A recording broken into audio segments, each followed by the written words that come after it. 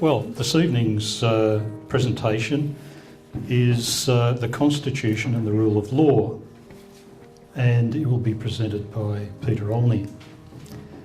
Superficially, most people think that this topic would start and stop with the thrust by local councils to gain acceptance under the Commonwealth Constitution as a third tier of government. We know that local councils and their representative bodies, the MAV and LGA, do have a vested interest in gaining government status, which may or may not be to the benefit of sovereign people of Australia. And everybody looked at me blankly and said, what the hell is a sovereign person of Australia? It's all of us. Okay. Much of what is being pushed into the media by local councils has much rhetoric, but little fact or substance. And like many here present this evening, I have an old-fashioned habit of wanting to look at the evidence before I reach a conclusion. So in many ways, you'll find the factual evidence provided by Peter to be something of an eye-opener. And without letting too much out of the bag, we have more constitutional problems than I had thought we had. Peter has owned his own business as a professional building consultant and contractor for about 30 years. He has had an interest in the political scene for a similar period.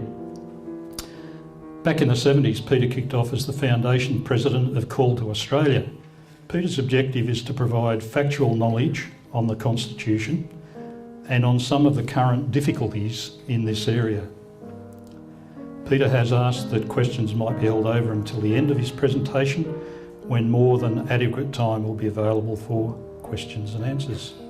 Ladies and gentlemen, Peter Olney. Thank you, Colin. When we were here 2 years ago with a presentation, which was the first one I did on this constitutional area, we covered some interesting ground, and in just a moment I'll just briefly touch some of that. We're looking at what is the rule of law, and we're looking at the question of the rule of law for governance. Many of you think of the rule of law being the little laws that you always have to obey. The bottom line to the rule of law is really, how are we governed? And one of the things that affects us in government is the Constitution, in how that establishes the running of our country. Back then, we looked at a simple exercise, and that exercise dealt with the idea of a car and a trailer or caravan. And we were looking at the fact that without a battery you didn't have any lights working, and without proper wires and connections and lamps you don't have any glow out the other end. And we were saying that the law structure of our country is like that, because there is an original power, which is or authority given to this country. Thank you. Given to this country through the Imperial Parliament of Britain. And when you look at the Constitution, maybe that could be the switch at the steering wheel. You look at the details of Parliament, at the connection between the two, and your globes out the other end being the enactment of a law that comes through Parliament in a bill. If any one of those things isn't working, we were explaining that the light doesn't go on if you're looking at the electric system of the car, and equally the law doesn't become a law if something's wrong along the way there too. One of the issues that we will be looking at tonight is that very question of what might go wrong in this area of the Parliament, and so we will touch base with those sorts of things in a moment. The state has in fact a constitution as well. So this is a State of Victoria constitution. So how come we have two constitutions? Two sets of documents. Down here at the bottom, we've got Commonwealth at the bottom. Why were two sets of documents done? Well, it was trying to fool you that that was okay. They could pass the Act in England, and it was okay to pass the Act in Australia because the Australian Commonwealth could now do that. We're part of an independent nation. Well, hang on a minute. We're an independent nation with sovereign people. The sovereign people have control over their constitution. The constitution says we are under the British Crown. If there's going to be a change to the British Crown, we the people have to give the tick to the change.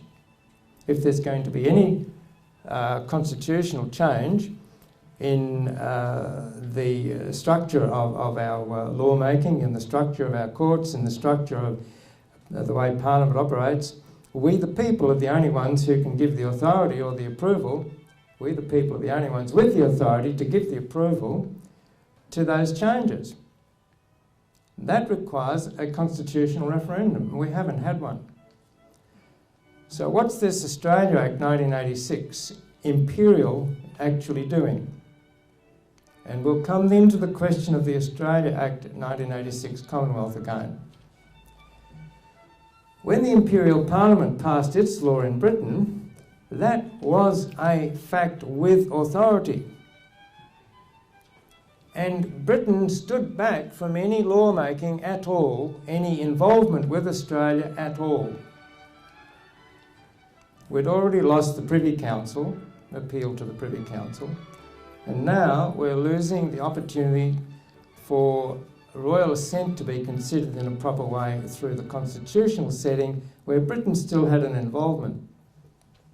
Guess what? The representative of the Queen is the Governor-General at the Commonwealth level, and the representative of the Queen at the state level is supposed to be the Governor. But now we've not got the Queen of the United Kingdom providing her representative.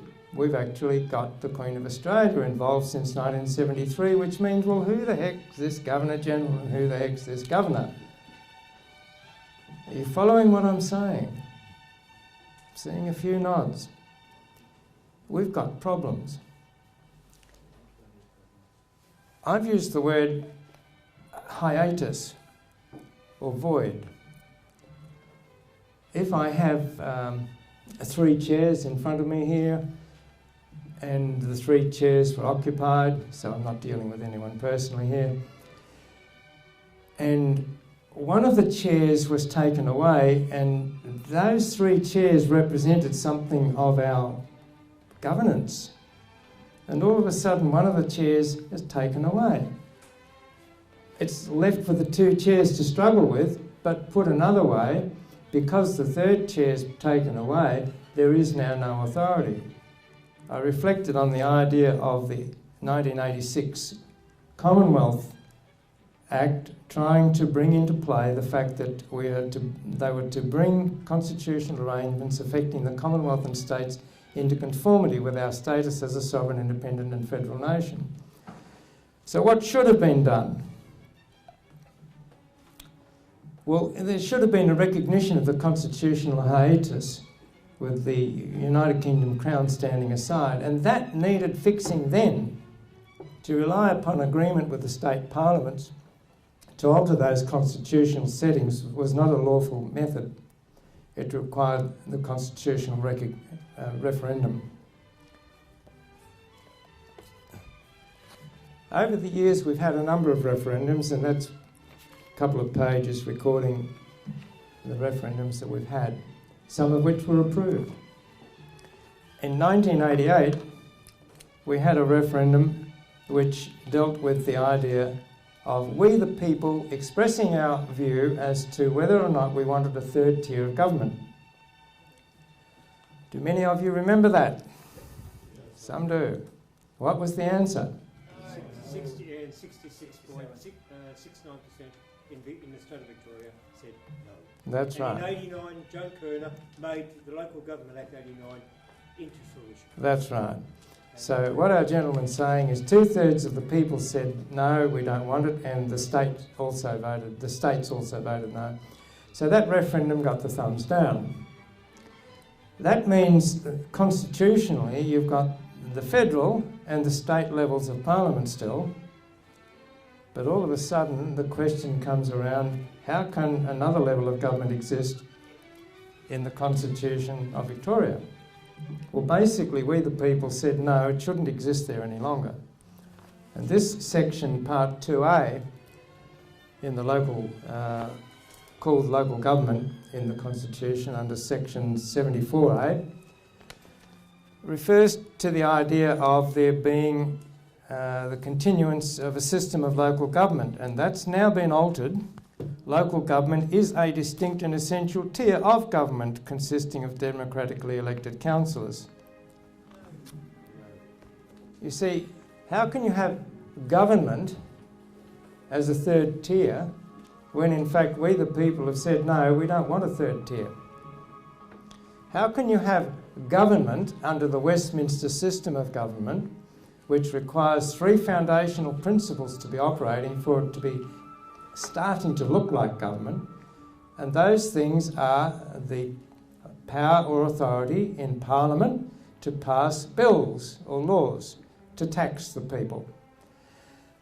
The next thing is the money drawn in from the taxation is placed in a central revenue fund, a central revenue fund. And the third thing is that the government then pass bills to make laws telling Treasury how to spend the money and where to spend it and when to spend it. Can you tell me whether any of those three things exist in a local council? They don't. So it's a misnomer to actually refer to municipal councils as a local government. You understand what I'm saying? Okay. Now, we'll move a little further. And our gentleman friend was explaining that the laws weren't passed, the idea of establishing the third tier wasn't passed, and that in 1989 state laws established the Local Government Act with more detail in council's operations, in defiance of the constitutional rule of law for our governance. In 1989, the Local Government Act was passed, and I'm suggesting it has no lawful royal assent, it has no respect for the 1988 constitutional referendum, and it has no respect for the Westminster system of government, so it fails in law. And this enactment has no head of power to make another level of government. They're serious problems. Now, we'll move to the year 2000 and look at the separation of powers as another constitutional issue. I'm flicking through constitutional concerns, coming from the original, well, this is how Parliament exists, this is how it should be working, this is where we have come to through a series of serious errors in parliamentary action and law. So here we are in the year 2000, the separation of powers. If I were to dig the annotated constitution, I could turn to the exact page in the judicature, and it deals with the executive, the judiciary, and the parliament. And so these three areas of power exist under our constitution. Presently, the separation of powers became an issue in the year 2000 as the Department of Justice became a corporate entity managing or controlling a court system, including tribunals, VCAT. Now, the Supreme Court Justice, Marilyn Warren, provided a public lecture in the University of Melbourne on the 1st of May 2012, and this is a transcript of some of her material. And she expressed then that the courts were finding themselves as a mere business unit. She went on to say the development of law and order as a political topic overlooked and pushed to one side the traditional role of the rule of law. She moved on to say that the Department of Justice is known as Business Unit 19. That's an exciting existence. And it affects the separation of powers because the executive government is now more involved in the control and management of the courts. How can you say the courts are independent when that's happening? You can't. Another example in 2000, the Legal Practice Act 1996 in Victoria was altered by the Courts and Tribunals legislation. Now this might sound all well, going over your head and that sort of stuff, but wait a minute. Why do I bring this to your attention? Because it removed the oath of the Constitution and it put in place a different oath. Just before I go there, here's some material on ABN numbers for courts and the State of Victoria department. State of Victoria is known as a department and it has business names as well. And one of them is Love Yourself Beauty. That's a business name in the official documents. Don't laugh, it's serious. The Age ran an article on the corporatising of the courts upon the retirement of the previous Supreme Court Chief Justice of Victoria. And he was concerned equally as Marilyn Warren is on the question of the department operating as a business unit and there being no separation of powers anymore. So on to this particular point here. The Courts and Tribunals Legislation Act brought an interesting piece into play at this point 3, section 3. It says that the old oath is to be substituted for a new oath, and the new oath is this, that the court, the oath of allegiance no longer required, and the court is to take an oath of office or make an affirmation of office in the form required by the court. Now, constitutionally, there is only one oath. Even the Victorian Constitution, as badly as it is written and set up, reflects on the fact that the oath is to be allegiance to the Queen, who is the Queen of the United Kingdom and of this state of Victoria. I'm reading that. So how can a constitutional oath be removed by a state statute without you, the people, being involved with a referendum to identify that that's the direction the government want to go and you give it a tick or not? These are issues that have been rolling through for quite some years. The bottom line is there is no... all of this means here that no court, prosecutor or lawyer who provides a different allegiance without the allegiance to the constitutional Queen is actually a properly functioning person, operative, whatever word you want to give them. And the question then is, how does the court standing go when people are providing oaths of service which are not constitutional oaths? Interesting questions. I'm suggesting that the rule of law for governance has broken down and it is affecting justice. I'm wishing to move to some thoughts about how to fix this.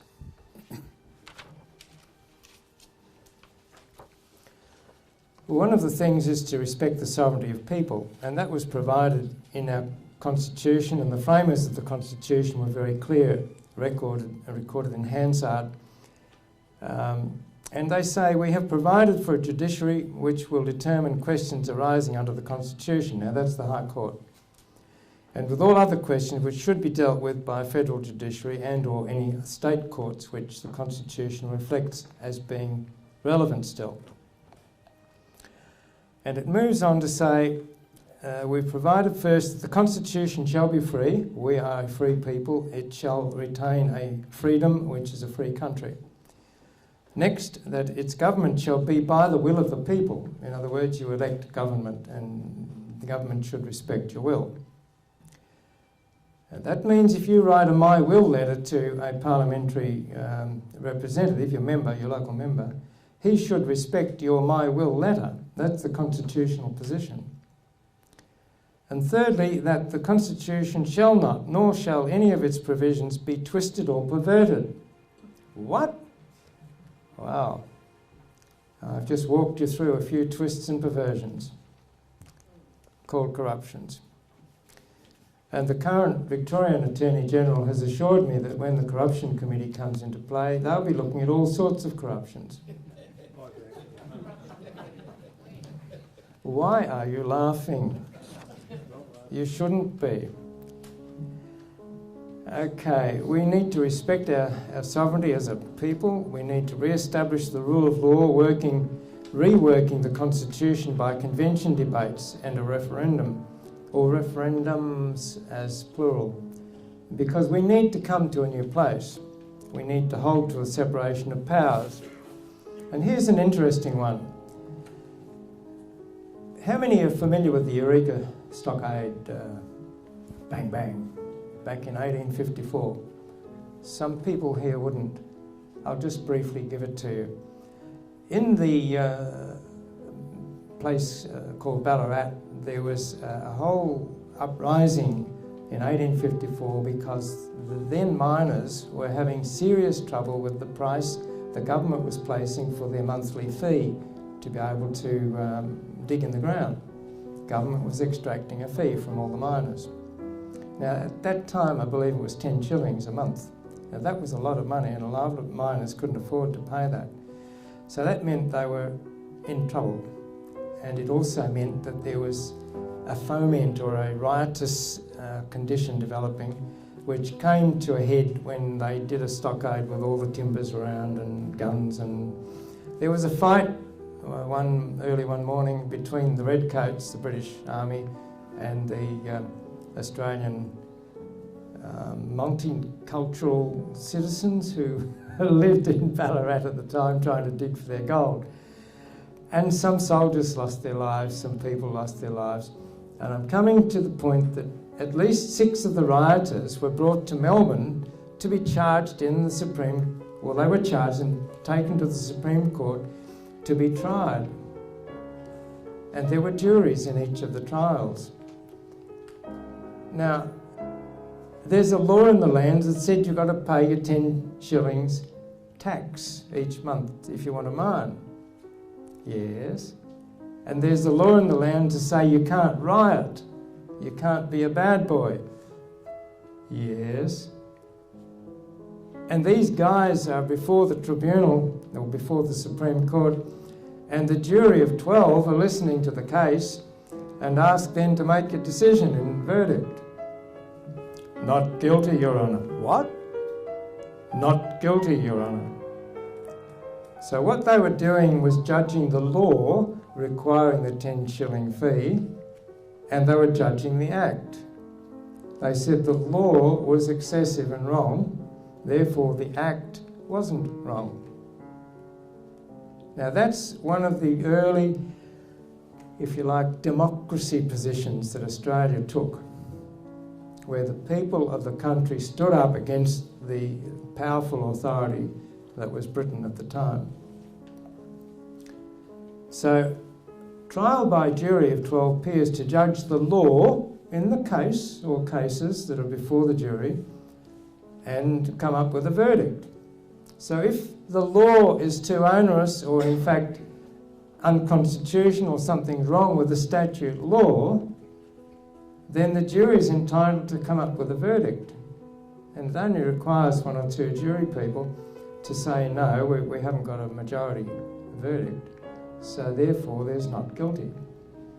And so this is a safety net for us as people living in a country which is giving a government a rule for every 4 years, because effectively that's what they're doing. They go and control things for 4 years.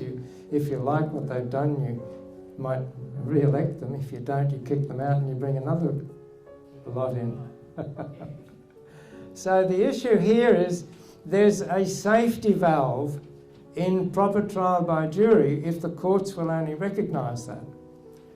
Now, our constitution in Australia sets up in section 80 for trial by jury. It doesn't specifically identify that it should only be in criminal cases for 2 years or more of possible confinement in jail. And so we need to look again at this whole question and challenge the courts as to how they are in fact operating unlawfully in this sense. And the original early laws of the land that came from Britain to Australia support exactly what I've just told you. The state courts must hold to existing constitutional law, otherwise I'm saying we will continue in anarchy. I'm saying otherwise anarchy. I'm saying we are in anarchy in some senses now because people are getting very upset at what's been unfolding the last decade or so. And councils as body corporates need to operate, I'll go back to that, and stick to the core services for a fair price. They are not government just able to bring and do any sort of service that people might cry for. That's state government responsibility. It's not local council responsibility. If you want to deal with what is the responsibility of your local councillors, then ask them to advocate to a higher level of government to get something done. So the core services, you're looking at rubbish, roads, drainage, street trees, lighting, parks and gardens, maybe a library and a couple of other things, community, civic buildings and that sort of thing. So we've got to be looking at another aspect, and that is to declare a statute to be invalid. How can I declare a statute, a particular law in a government document is invalid?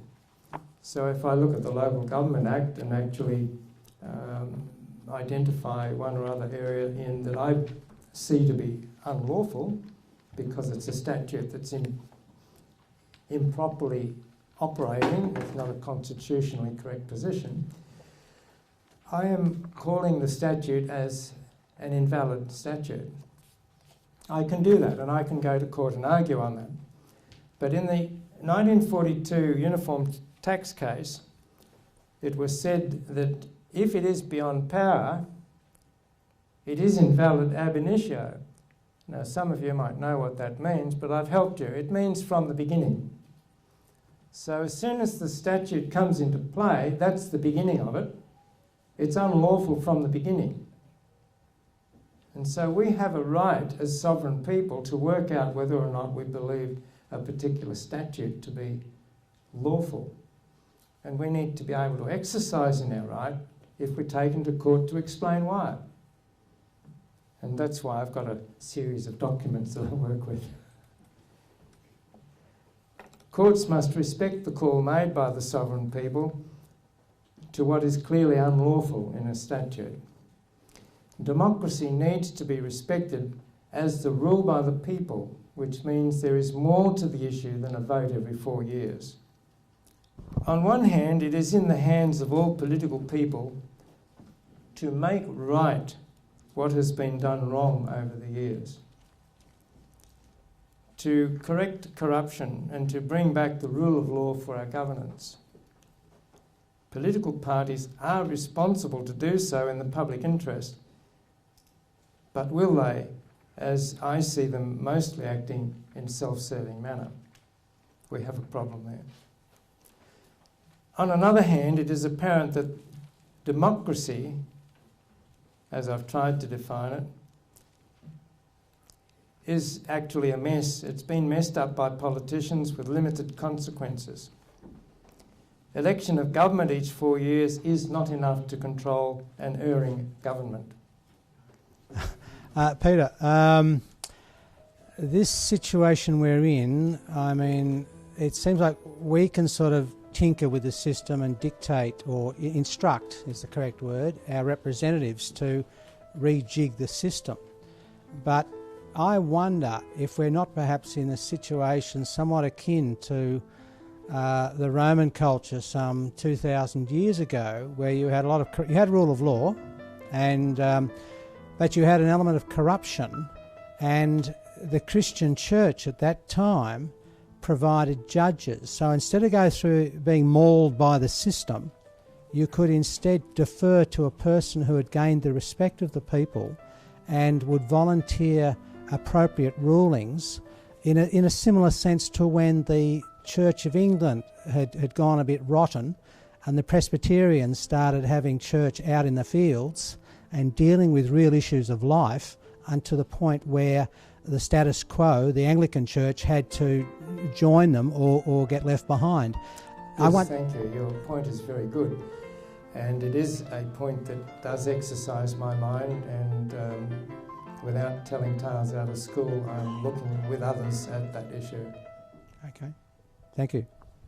As a former Casey councillor, who's one of the very few councillors at the Casey Council, or of any council in Victoria, of the 79, are going to try to take me to court for trespass, resisting Question, arrest, please, Paul. and so forth, which is, I've done nothing wrong, and I'll go to prison for it if I have to, no problems. The scenario is, I'd like to ask a question to the people here, the constituents. What do you see as the major changes if the Local Government Act were to stay in place? We know it's illegal. With 66.69% stating in 88 we didn't want it, yet Joan Kerner went against the people in 89 and brought in the Act. Thank you, Paul. I'd like to hear from the people around sitting in the chairs here in the room. What do you see as perhaps the major changes to the Local Government Act to make the state of Victoria and all its councils accountable, visible and transparent, as well as democratic, to the constituents from now on? Negotiable contracts. I hear one comment there, negotiable contract. I have sought to bring that point to Whitehorse Council. The reality is, I've said, where is the specific agreement that I have with you when it comes to me and my property, to be able to provide specific services as well. In other words, specific services, specific agreement for a fair price. That hasn't come back to me with any result. They've sat on their hands and haven't given me an answer that is specific. I have consistently had, over a period of 2 years, a response which said we are running by the Local Government Act and we are running by the Constitution Act 1975. That's what I call a council mantra. Now, Paul's putting forward the question as to what councils should be doing, and he's asking you. I've already given an idea, and that is core services. And I think you would all agree with that, would you? Yeah. Core services. Thanks, Paul. So the issue then is, how do you get the change to the Local Government Act? Now, Paul made a statement that it's an illegal document. There's a sense with which I could probably agree with it, but there's a sense with which I must make the statement that the way the Acts Interpretations Act works is that parts of the Act which are unlawful, for whatever reason, get flicked. Parts that are lawful stay. And the point then being, you can't just broadly say the Local Government Act's unlawful or illegal. Next question, please. Yes. Can you... John Wilson. Anybody hear me? There's one here. I'll repeat the question, John. Okay. You talk about course services. Now, if my thinking is correct, the taxes that are imposed by the Commonwealth form part of the services through the funding they give to the state local government department to deliver for the community services. So my question is, what core services are already paid and what may then be negotiated? Good question. What core services should we be looking at as individuals, and what then should be paid for by the government? Is that another way of putting it? Okay. The committee that I'm on in Ratepayers Victoria examined the question put to you as a public for submissions on differential rates. Anybody familiar with that? Is a recent thing? Okay. We made a submission, and part of the submission identified that there are two components here. One is a private component, the other is a public component. The private component, now I'll take you back to the origins of local government or municipal councils in this state. It was when the Victorian Parliament realised that there was wisdom in putting together some enactment which helped to hold together the cooperation between certain property owners along the road leading to the central Victoria market. Guess what? There were fruit growers, vegetable growers. There were people out there in the sticks providing services to the city, the growing Melbourne. And to get their goods to the market, they had to have a road to travel on and some little bridges to go over. And the very first things that were done by municipal councils were to provide those roads. Each property owner was charged according to his property length. And that continued through in the 1950s when I was a young man. My father was involved in house construction, and the roads then in Glen Waverley were metal, just a graded road with metal on it. And when the council came along to develop the road into a bitumen strip, curves, channels, footpaths, each property was charged its proportion depending on the size of the property frontage or a corner allotment. And they were the means by which council operated when it came to providing a private service. So rubbish collection is a sort of a private service because you want your bin picked up, you're able to work out with council what's a fair price for that, and you're happy to pay for it. That's a specific service. And then when you look at some other services which become public, for example, maternal health, it's a public service, should be fully supported by the state for funding. Health and community care is another state issue that should be fully funded as a public service. And so you're starting to differentiate here between what the people in the locality all need: road repairs, street lighting, parks and gardens and street trees, drainage, those sorts of essential things that we all attach to our property one way or the other as a fair thing for the council to work out how much to charge each property owner. So they're the sorts of things I'm looking forward to. That can be done with computer systems, and it's not outside the realms of possibility. State government have the rest to have to take care of. Now, whether they do some of that work through the council still and fully fund the councils to do it, that's fine. Next question, please. First of all, thanks very much, Peter, for very enlightening talk tonight. I noticed on the document sitting on our chairs a reference to the United Nations Agenda 21. You've also referenced a lot of the problems with the law as being some serious mistakes. My question is, how many of them are mistakes and how many of them have been a long-term deliberate move to gradually undermine the people's power working to some ulterior thing, and is it going to continue? Good question. I'm struggling with the answer. I have approached most recently our local Whitehorse Council because I now found out that they have signed on to Agenda 21 10 years ago, thereabouts.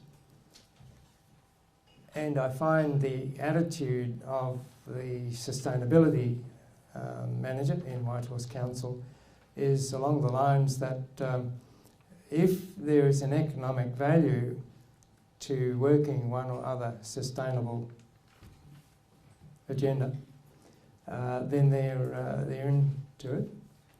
If there's not, well, they're not. Now, that's a quick comment he's given, but maybe as Councillor Bennett gets to grips with this over the next 12 months or so, he might have a little more to add to that. Agenda 21 is really imposing on people through councils in ways which most people are upset about. It's Big Brother, very big term. Just as a matter of interest, I've been supporting a friend over at Kilsyth, and he had council beating on his door. Fortunately, he's got a big dog and a big fence around his property, and the council didn't come in. And they were trying to suggest that he should be fined for not permitting the council inspectors on his property. But wait for it. The accusation was, and that's all it was, an accusation was that he'd put an excessive amount of fill on his property. So we wrote back and we said, excuse me, but where's this excessive fill supposed to be? And who is it that's trying to suggest that there's excessive fill? Notwithstanding, the reality is I've lived on this property here for 10 years. You did town planning approval at the time. The house was approved and built and it all got passed. Nothing else has happened since. What are you guys on about?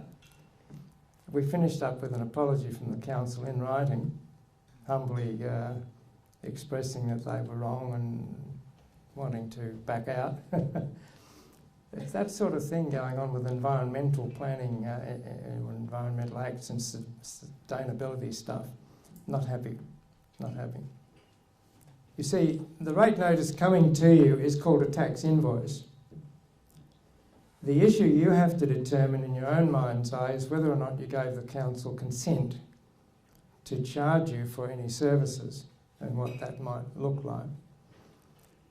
The point I make to you now is, at what point did council as a third party out there come to be involved in your property when you bought it in fee simple from the previous owner? How did council get involved? So there's an issue there you've got to look at. In other words, how did council establish a liability they felt you had to them? So that's a very legal question, but it is nonetheless one the Local Government Act doesn't answer. Hello, Peter. Thank you very much for your presentation tonight. I'd like to ask you, back in 1973 or 75, about the Wineki person you're referring to with the Queen of Australia.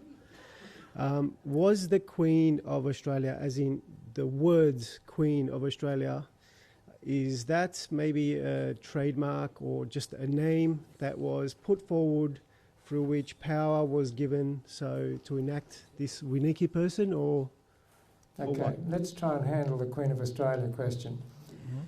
Firstly, the Imperial Parliament had no further intention to pass enactments dealing with Australia. And so there would be no act in Britain which identifies the Royal Styles and Titles Act change 1973. It's only a Commonwealth Act. Having said that, I have to ask you this question.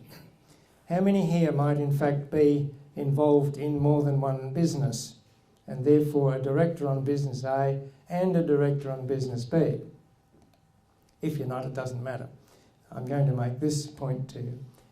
As a director on business A, you can't involve business A affairs in business B, and vice versa. So the issue now is, on one hand, the Queen is known as the Queen of the Commonwealth. Okay, I've got no problem with that. On another hand, the Queen has been known as the Constitutional Queen, which is the Queen of the United Kingdom of Great Britain. But now we're looking at another hat called the Queen of Australia. And I mentioned earlier there's no authority to the Queen of Australia Act, the Royal Styles and Titles Act. There's no authority to that at the Commonwealth level. And so really what hat does she wear? Constitutionally she should wear the Queen of the United Kingdom. But because Britain stood aside with the Australia Act 1986, clearly at that point in time she also stood aside. And so that's left a big constitutional hole that's never been filled with a referendum approval of the people in any one way or the other. Peter, some time ago you mentioned that you didn't think all of the Local Government Act of 1989 was necessarily invalid. The Local Government Act of 1989 relies totally on Section 74 capital A Part 1. I would put to you and to anybody else that that was made outside the authority that the Parliament of Victoria had at that time. So I would say that that falls into that category of invalid ab initio from the beginning. I reckon that would almost put the Local Government Act of 1989, I realise as prior ones, in a great deal of trouble in total. Yes, you've got an interesting point. My thoughts are, well, if there's that part of the Act which the Act deals with more than just creating local government in the sense that we're now talking as a third tier of government.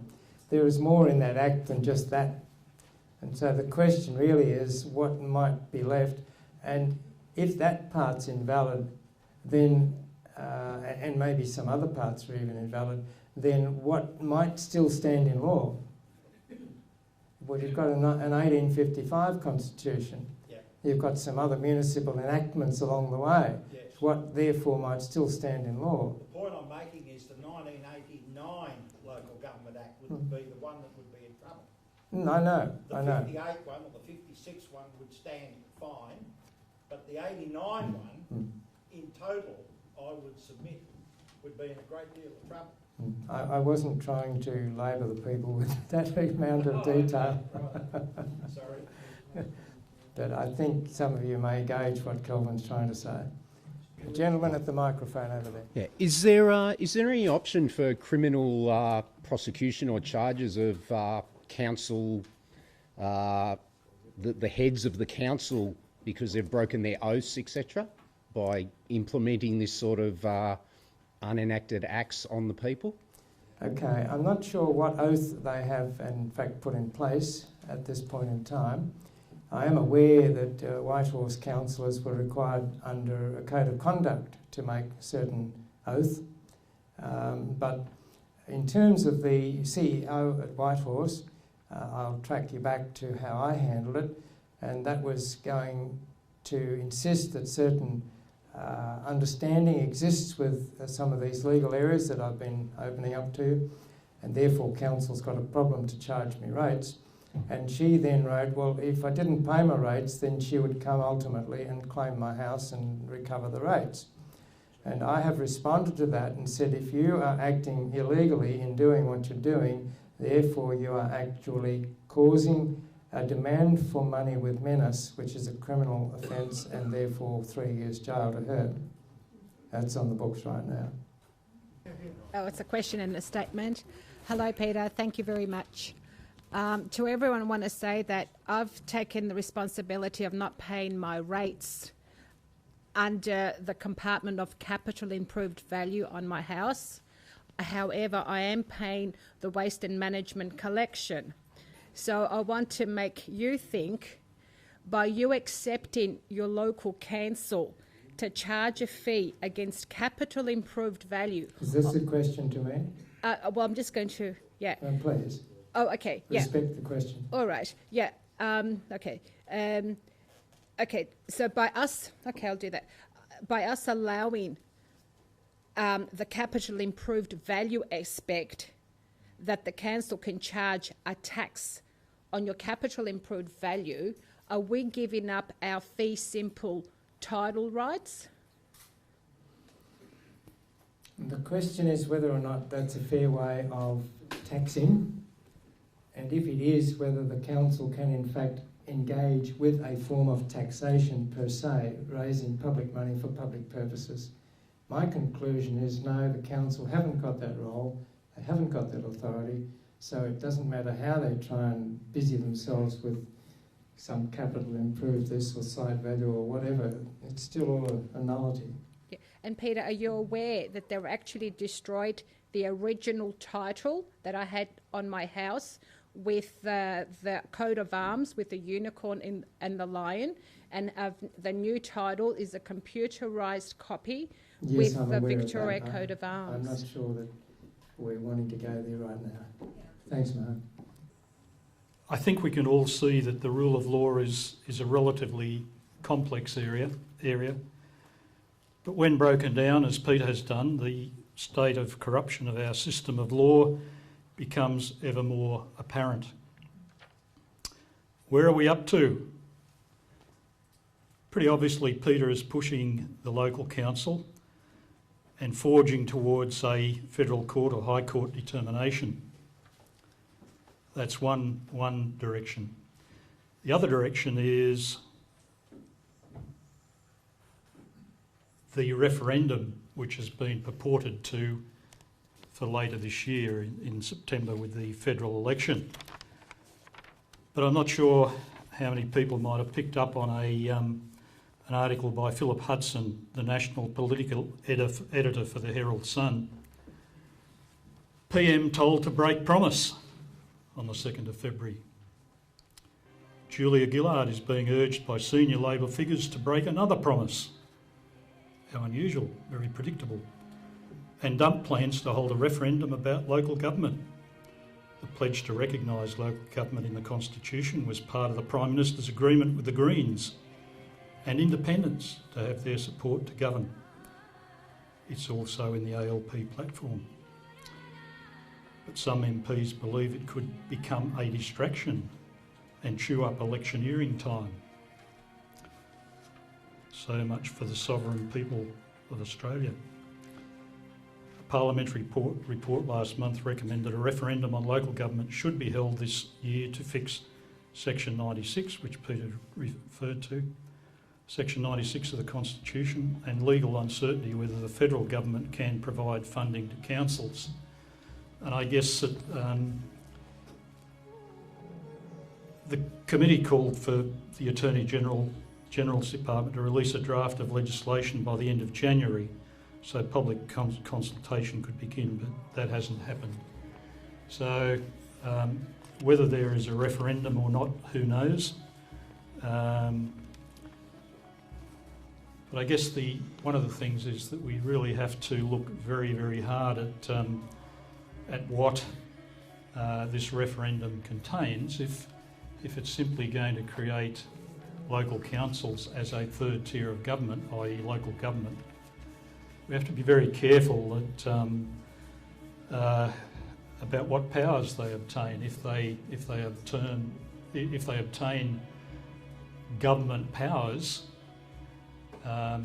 as we understand government powers, one of the three items that they will receive is the ability to create and charge via taxes. So not only will we be copying it from the federal government, state government, but also potentially local government. And that's a real worry because we've seen all the fiascos of late with funding arguments between federal and state. There's a saying that goes, if there are more than two people responsible for an outcome, no one is responsible. And we've seen that. We've seen education funding, health funding, NDIS, you name it, we've seen. It's their fault, oh, Tim. What happens when you get three parties in the ring? God. Tim, no, it's him. No, it's always going to be someone else. So there's absolutely no guarantee that if we went down that path that local councils would end up with any more money. State governments would say, oh, you're getting it from the federal government. Cost shift, etc., etc. So we have to be very, very careful.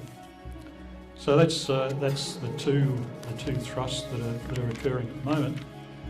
So I thank Peter on your behalf for his rigour in sticking to the facts, trying to keep the opinion out of it, so that we, the sovereign people, and now you know who the sovereign people are, can make our own informed decisions. Thank you, Peter.